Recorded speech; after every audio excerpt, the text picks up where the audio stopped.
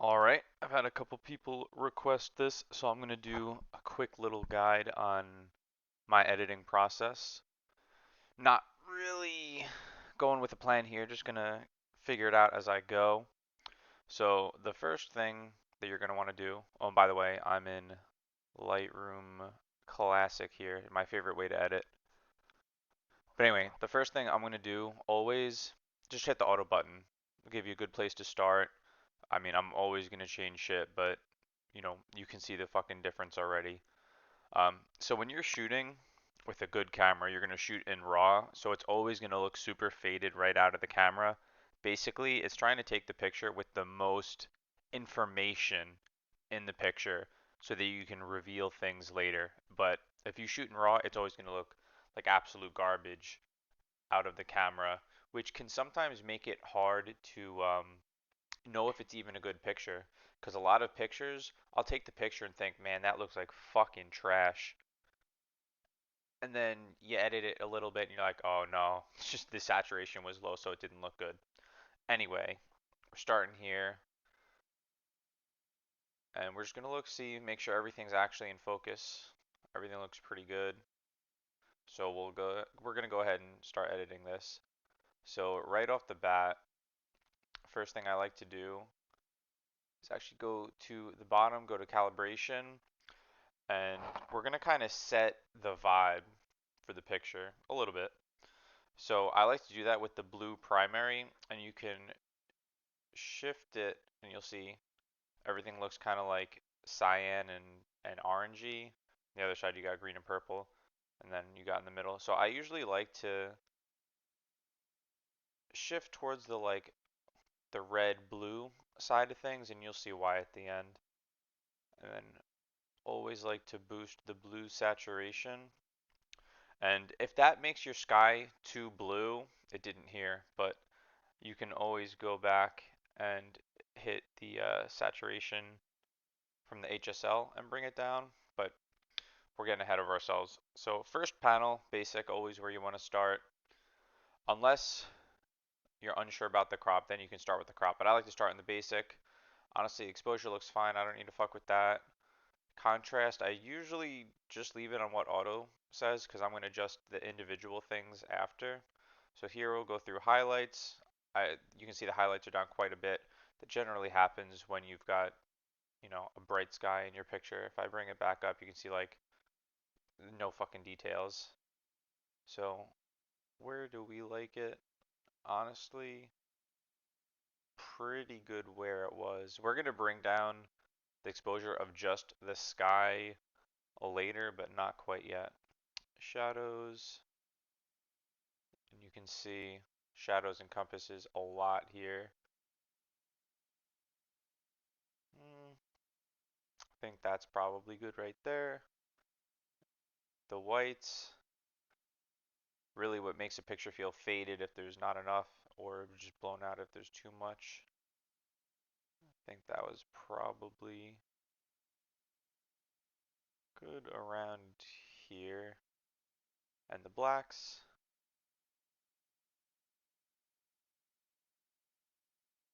probably good right there.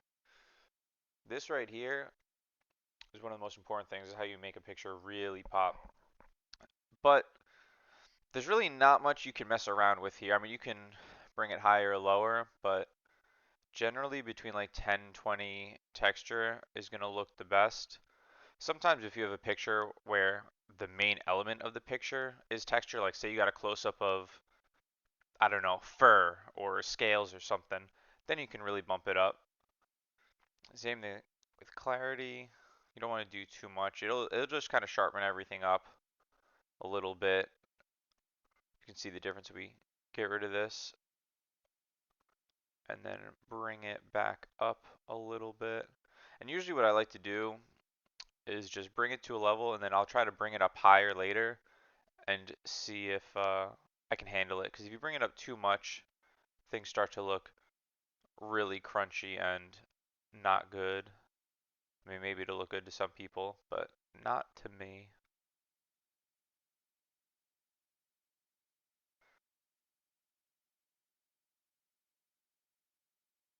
Bring it up a little bit more. dehaze. So as if there's like fog in your picture, you want to look a little less foggy, or just general haze. Honestly, I like to add a little bit. Just it does something to the darker colors. It just makes them look much nicer. Like we get rid of the dehaze for a second and just slowly bring it up. You can see I don't know, the picture's just crispy, but now in a good way. All right, anyway, we are gonna fuck with the sky now. Gonna go to masking. It's fucking easy as hell to do this now. It just selects it for you. No fucking skill involved at all. But anyway, it looks like it got it pretty well. Turn off the overlay, and we're gonna bring down the exposure just a little bit. Really like to bring the shadows down in the sky. Really makes it pop. So I'll fuck with this. Kind of want to talk about my general feelings about how much you should edit a picture. Honestly, I think you should do whatever the fuck you want. But personally, I like to make it believable. So it's hard to know exactly what the scene actually looked like from a picture, but I want it to at least look like something that could happen there. You know, I'm not going to make the sky fucking some like wild color that it was not, but well, you'll see. What I like to do is kind of paint with light to direct the eye, and you'll see what I mean later when I get to the fine edits. But here we're doing everything on what I would call a global scale. We're doing things that's going to affect the whole picture, not just, you know, I could zoom in and just lighten up this one little bit here. That would be a local adjustment. Anyway, we're going to see here.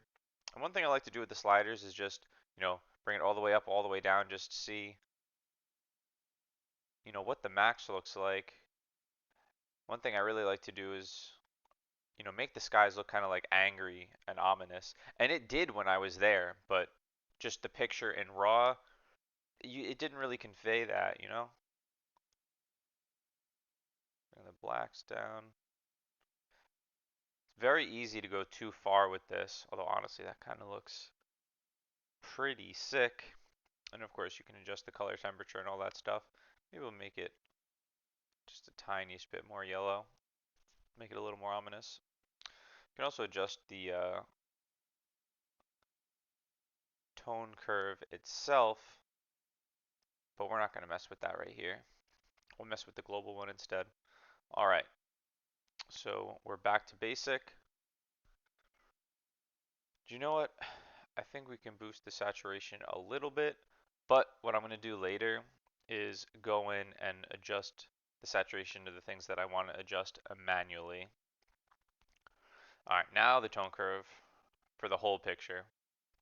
What I like to do is put one in the middle and then put one at, say, 25%, 75%. Generally, the middle you're going to leave alone, but there's always exceptions. A general rule, I want to get this back to basic or back to default. Anyway, if you just do a gentle S curve, usually things will look pretty good. So the higher one here, like 75%, just boost up a tiny bit, and the 25% one, just bring it down a little bit. Another thing I really like to do, I don't know if it'll be the best for this picture necessarily, but I like to bring up this bottom node here. So this is all the darkest colors in the picture, and it's turning those blacks into very dark grays, which can soften the image and give it a nice like vintage look. But again, very easy to go too far and then, oh, everything looks fucking blown out. So you can see it's super dark here. Bring it up a little bit, just kind of softens the image just a little bit. Gives it kind of a vintage vibe, and you know what? Maybe I do like it for this picture. Now we're going to the HSL. So you've got you can change the hues, so like change the blues more to purples or more to greens. This can get really wacky. This is where you can make a picture look the opposite of what it looked like in real life. So I don't really mess with it that much. Occasionally I'll you know use it, say it's a fall picture and some of the grasses are just slightly turning to yellows and stuff, maybe I'll, bring it down so it's all yellowish instead of some yellow, some green, which would clash and look weird. The saturation can be useful. Like I said, if the sky gets a little bit too blue, you can just pull some of the blue out of it. See, honestly, I don't think we really need to mess with this too much. Another thing you can do is mess with the luminance, so it'll make, well, I'll show you, make the blues darker or brighter, and actually, oof, making the sky look very crispy, but again, in a good way now. All right, color grading. Here's another way that you really set a vibe for the whole picture. So it helps if you know a little bit of color theory, but if you don't, totally fine. You can do whatever the fuck you want. But just in general, colors from the opposite sides of the color wheel would generally look good. And I generally like to make the shadows cooler colors and the highlights warmer colors. So I'll do a little bit of that here. So let's make the shadows a little bit blue, and we'll make the highlights a little bit orange. So it doesn't really look like much. I think there's a way for me to hide it. Yeah, I mean, look at the difference. Honestly, I kind of like it without. So what we're gonna do here is actually just get rid of the changes to shadows and just leave the highlights a little bit orange. Because I like all of the highlights now have a slight little orange hue to them. It's not super noticeable, but it's just one of those little things that adds up over time. Detail. So this is for sharpening, but things can get pretty disgusting pretty quickly. So there's always some default sharpening, which is fine, but if you sharpen things too much, things just start to really look strange. Like it doesn't look natural. It looks like something's fucking wrong here. Like especially look at the sky. Look at that. Terrible. Very grainy. So you don't want that. So the default's around 40, and honestly, most of the time you can leave it right around there. There's some other options here that you can fuck with too, but they don't really change much. It's just changing how exactly the sharpening is working. One thing I do like to mess with though is the masking tool. So it's kind of hard to see what's happening if you just slide it, but if you press Alt, it'll show you what's being sharpened. So here, nothing's being sharpened. Here, everything is being sharpened. Or rather, the opposite. Here, almost nothing is. Here, everything is.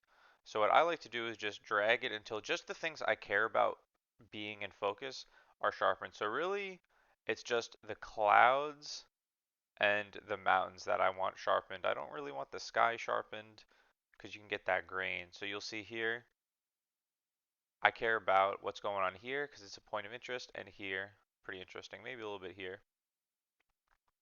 The denoise is honestly pretty bad, but it looks like there's a new option. So let's see what's going on here. I'm using AI now apparently. But to be fair, this picture really didn't have much noise anyway. I shot it at ISO 100, which is really what you should try to do. You should always try to shoot at the lowest ISO possible. Lens corrections, honestly, I don't really use this much. Sometimes if you're taking pictures of trees, there can be some chromatic aberration, which is like weird light kind of just on the outline of leaves, but it's not happening here. I purposely made them out of focus. So it's really a non-issue, but you just hit the button, but there's really nothing to see here. Transform, you really don't fuck with this. Like, I mean, it's just like weird shit. You're like bending the image. And then we're back to the calibration, and there's effects. So I really like vignettes, but I do them a different way. So if you don't know what a vignette is, it's that basically. But you wouldn't make it so obvious. Kind of just leads your eye to the middle of the image, which is generally a good thing, especially when the thing you care about is in the middle of the picture.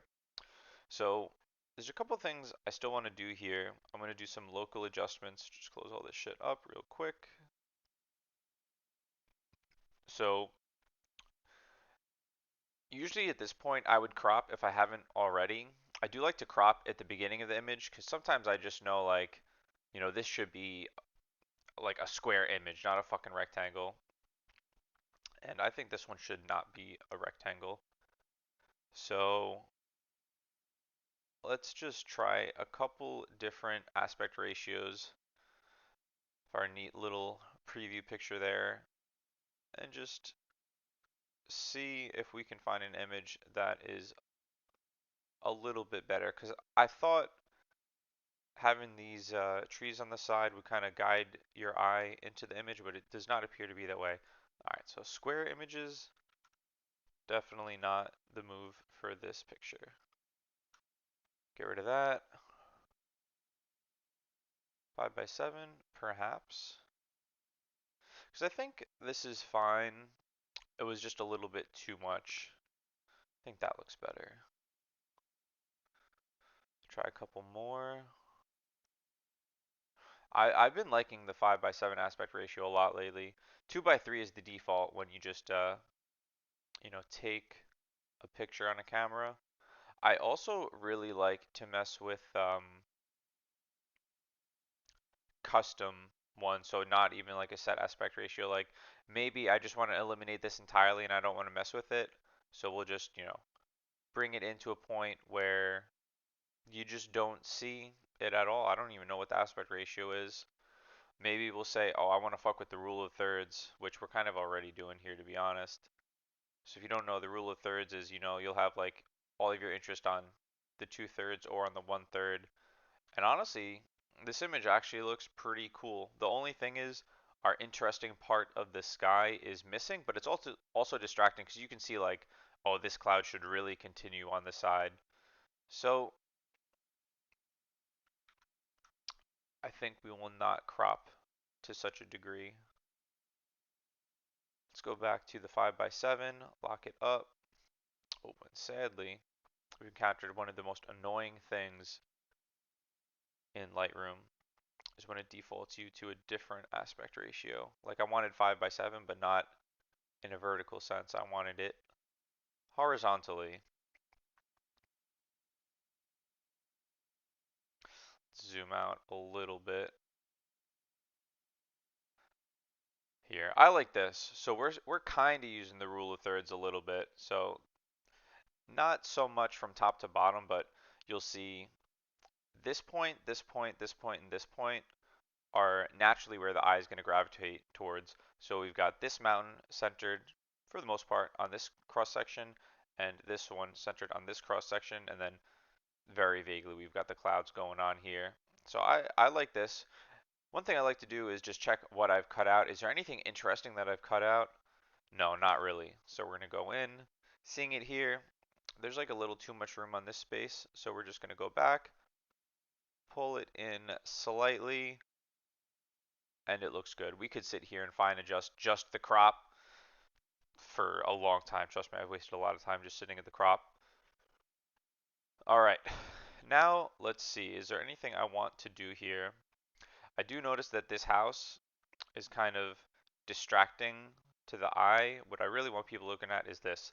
So if I was better with Photoshop, I might Photoshop it out, but I don't really use Photoshop.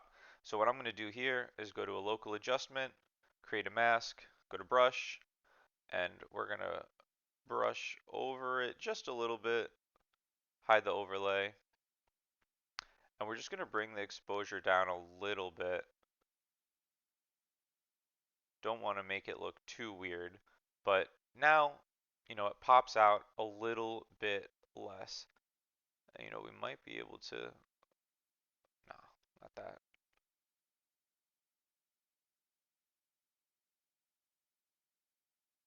We don't want it to be so dark that it draws your eye either, but it definitely is a little bit less apparent now. Yeah. All right. I think we'll go back to the first mask here, which is the sky, and just see if there's anything else we want to do. Maybe we do want to bring those shadows down a little bit more, make the sky a little bit more interesting. I also like to just brush sometimes, have the exposure down, and just kind of be like, you know what, just this spot, I want the exposure to be a little bit lower, maybe the shadows down a bit more. Because if you notice here, like this part of this screen is just really bright compared to almost everything else, which is not ideal. All right. Now here's something I really, really like to do. So I alluded to it earlier. I said, oh, I like to paint with light. So what does that really mean? So when I was here in Colorado at Red Rocks in real life, the sun was coming down basically at this angle, but it doesn't really get picked up in the picture. So what I can do is a linear gradient, and you can kind of already see what's going on here.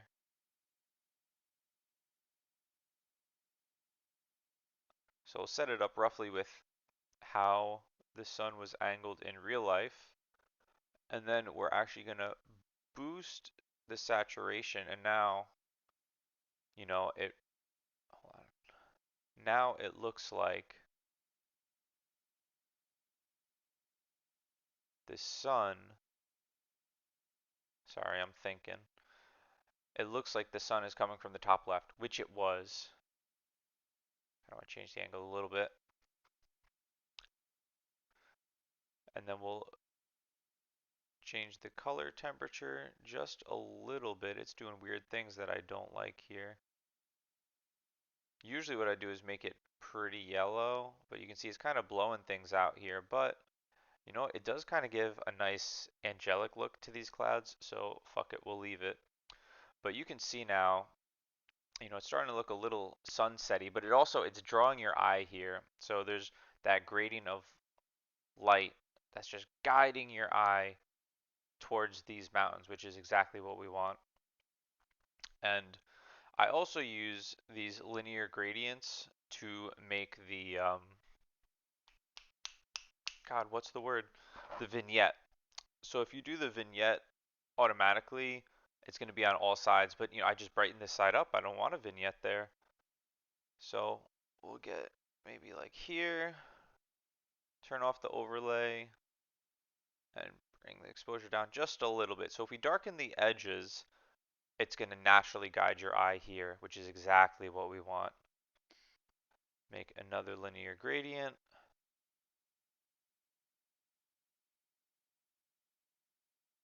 And just bring it down a little bit. And it's looking good. You know, if we just look at this picture here, how do I get the fuck out of here? If we just look at the picture and ignore these little things that look like shields, it's looking pretty good already. But I think we need to pay attention to the mountain itself now. So I usually like to do this with the brush, create new mask brush, and we're gonna just go ahead and kind of cover the general area of the mountains. We can go back and make it, you know, better to make sure we didn't capture the sky or anything. But let's see what we can do here. What do we want to do? Honestly, like it doesn't look the color that it looked when I was there. So let's deal with that real quick.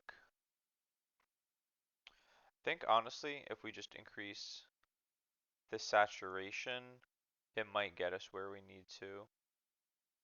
Yeah, it's already looking a lot better. I think we really need to boost saturation, especially this part right here, because it kind of fell into shadow because of the clouds. And when things are in shadow, there's typically less color on them. Alright, that's starting to look good. One thing I really like to do too is, I said it before, paint with light. So, you know, maybe we'll lighten up just this little bit down here and just lighten it up a little bit. Because now it looks like it looked when I was there. because we had some sunbeams directly hitting right there at the base. Alright, so let's see if there's anything else I really want to fuck with here. I do like how the mountains look. You know, sometimes people kind of boost the saturation, go a little bit too far, and I don't like that, especially with like HDR pictures. But you know, I think we can safely go just a little bit farther, do a new mask, just so I don't fuck with the other shit. Boost the saturation of just this one mountain here. Just kind of catch it up, because you saw, like, this one's so faded compared to this one, and I don't want people to be distracted by that. Now they look pretty similar. The only thing I really want to mess with here is maybe, since I made those sun rays, this is a little too bright now, so I'll make yet another mask. Brush. And I really like using the brush because that's that was basically the only tool that there was when I started. Yeah, get that, hide the overlay, go to the exposure, bring it down just a tiny bit. I think it looks pretty good. I mean, I could definitely spend a little more time on it, but I want it to fit into the constraints of a video to be posted on Facebook. So it looks good. One thing I like to do when I'm really finalizing is just make sure it looks good in this little preview here. Sometimes when you're looking at a big copy of the picture, you just see the mountain or you just see the sky. When you look at the small picture, you kind of see it as a whole. And I find that to be very useful for just figuring out if it's a good crop. I mean, you'd be surprised, like, you have the crop here, like, oh, it's amazing, and then you shift it over here and you're like, oh wow, that sucks. So, make sure it's somewhere where it doesn't suck. Should have remembered exactly where I had it.